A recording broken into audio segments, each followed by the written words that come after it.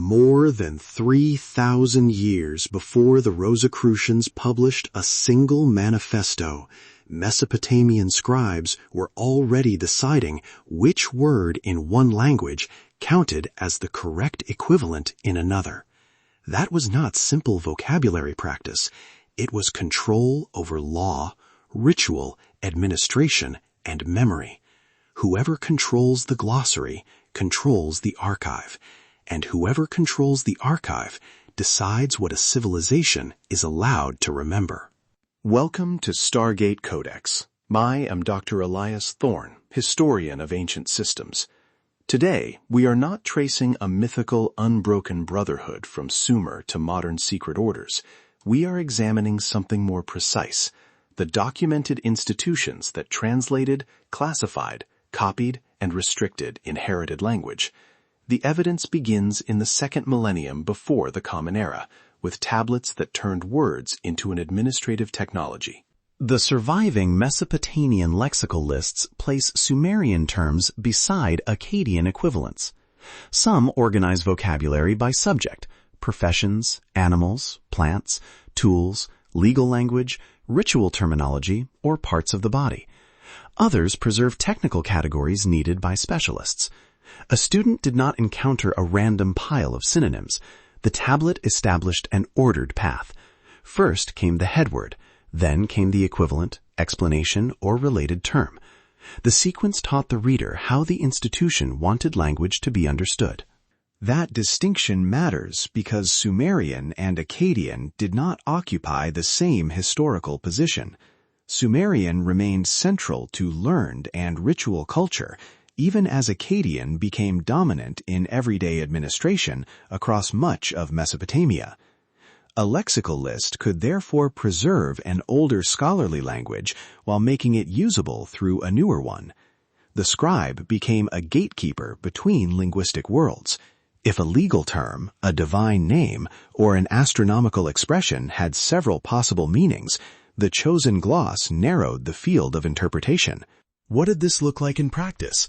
A technical term might be clarified by its professional context rather than by a modern dictionary-style definition.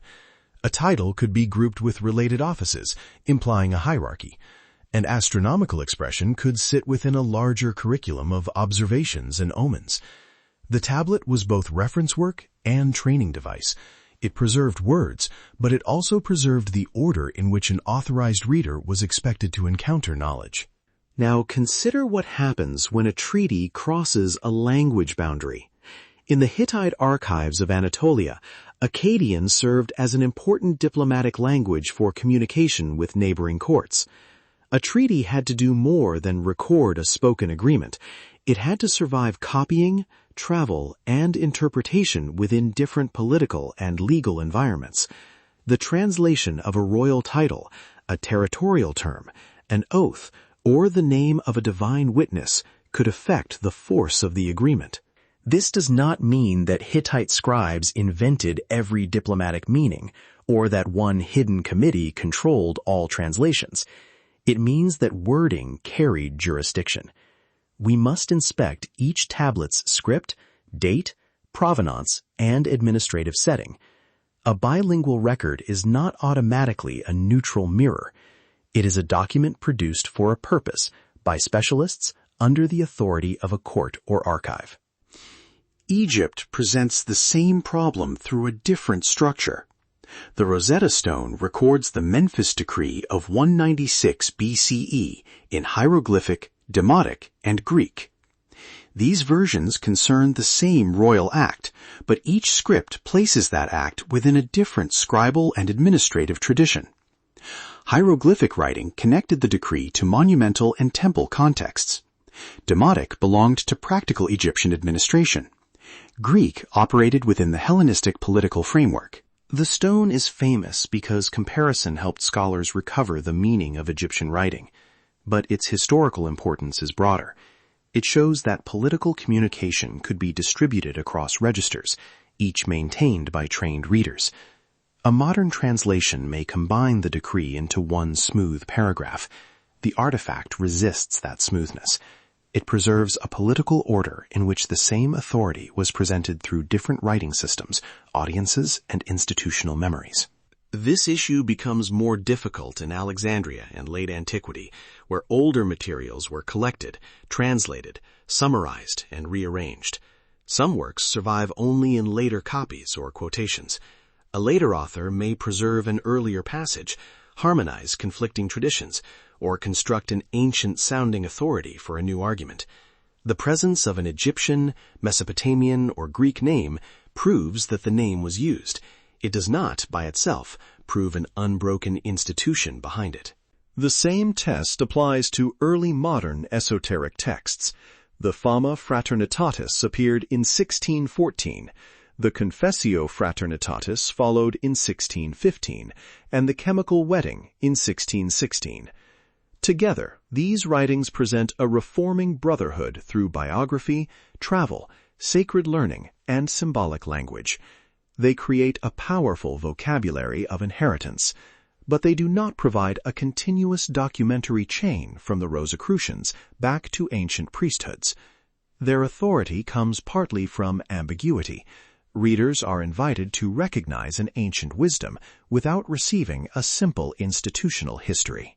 Masonic and Golden Dawn materials demonstrate later versions of the same archival problem. Ritual grades, passwords, allegorical lectures, transliterated names, and references to Hebrew, Greek, Egyptian, or medieval sources create a vocabulary of admission and interpretation. That vocabulary is documented. Its claimed antiquity must be tested separately. A 19th century ritual may preserve an older phrase, adapt a printed source, or present a new composition in archaic dress. Manuscript comparison, publication date, typography, and provenance are stronger evidence than the atmosphere surrounding the words. The vocabulary changes from temple lists to royal decrees to ritual grades. The administrative problem stays the same. Who is allowed to define the word? A restricted term marks an insider. A specialized translation determines who may interpret a legal or ritual formula. An ambiguous phrase can permit competing authorities to claim the same inheritance. Copying stabilizes the formula, while commentary redirects its meaning. This is a durable method of governance, not proof of one organization operating across every period. At one level, a scribe preserves a language no longer spoken by the wider population. At another, a school decides which gloss is correct and which variant is corrupt. A court determines which translation enters an official record. An initiatory group restricts terms and interpretive rules to members who have passed through a defined sequence. These levels can overlap, but they cannot be casually collapsed into one lineage. A dated manuscript and a named intermediary can support a claim of transmission. A traceable institutional transfer can strengthen it. By contrast, a later group claiming ancient ancestry may indicate retrospective construction. Similar symbols or repeated themes establish a reason to compare texts, not proof that one institution transmitted them to another. Unresolved speculation must remain speculation, especially where secrecy and incomplete archives make conjecture feel more solid than the surviving evidence. The anomaly, then, was never a missing civilization or a hidden master language. It was the assumption that translation is neutral. The records show something more consequential. Translation custody determines which language is treated as original, which version is called authentic. Alexandrian compilations to the manifestos of 1614 through 1616, and from later Masonic and Golden Dawn texts, authority survives when words survive under supervision. When you encounter a claimed lineage, compare the original wording, the date of the surviving witness, its provenance, and its chain of custody. That procedure does not remove mystery from the archive. It tells us exactly where the evidence ends and interpretation begins. The archive never lies. The text remains.